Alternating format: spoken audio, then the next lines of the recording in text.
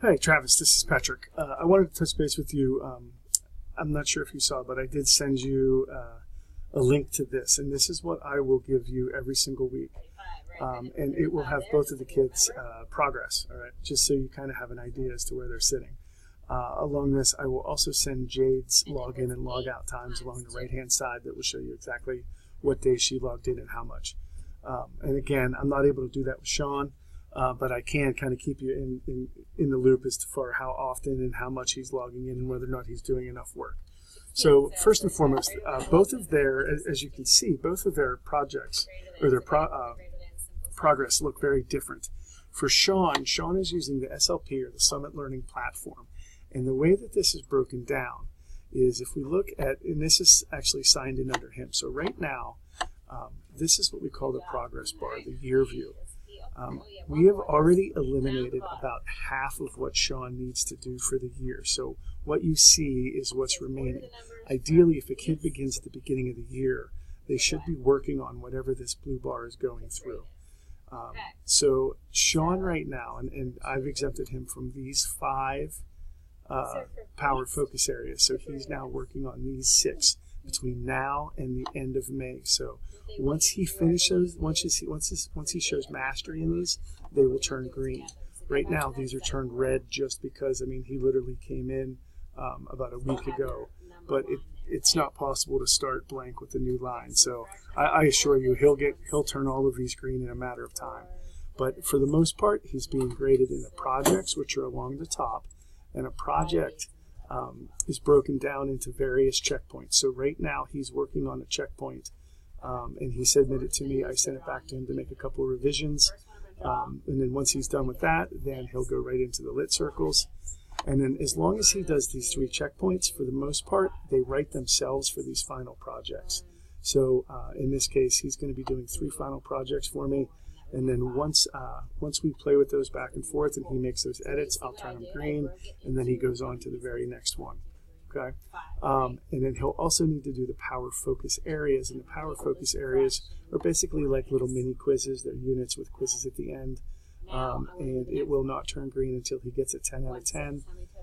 And then after 2 attempts, if he doesn't pass, we usually reach out and kind of see what the issue is, and then we'll work with them specifically on any kind of issues that they're having with the content.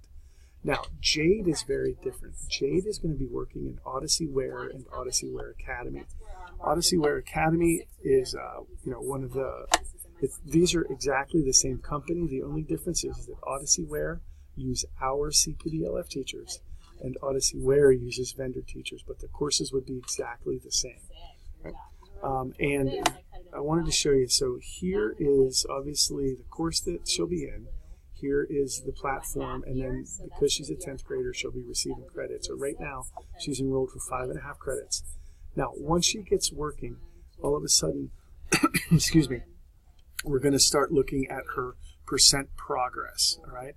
By the end of the year, she is going to need to have this bar turned all the way dark, all right? She needs to finish 100% of all of these courses.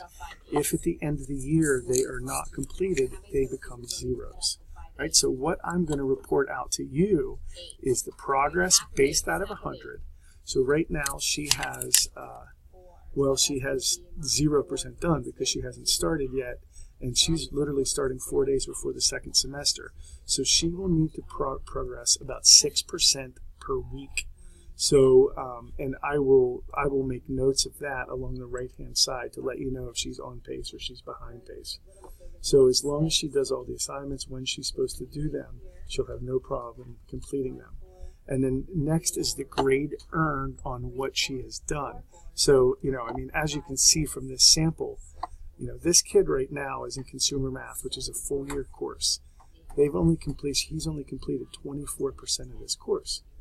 Right? Being that we're right before the second semester, it should be about 48%. But this kid's showing that they have a 72. Now, if all of the assignments between what they're supposed to do and what they've done have become zeros, this would obviously drop down much, much lower than what it is. So what I show as the grade is not always, it's only based on what they've done, not what they should have done. So if you ever need a lifetime score, I can get you that. And I mean, basically, what we're going to do is I'll just base it on how much she's working, and I'll keep you in the loop as far as whether or not she's being successful. So there's no surprises at the end.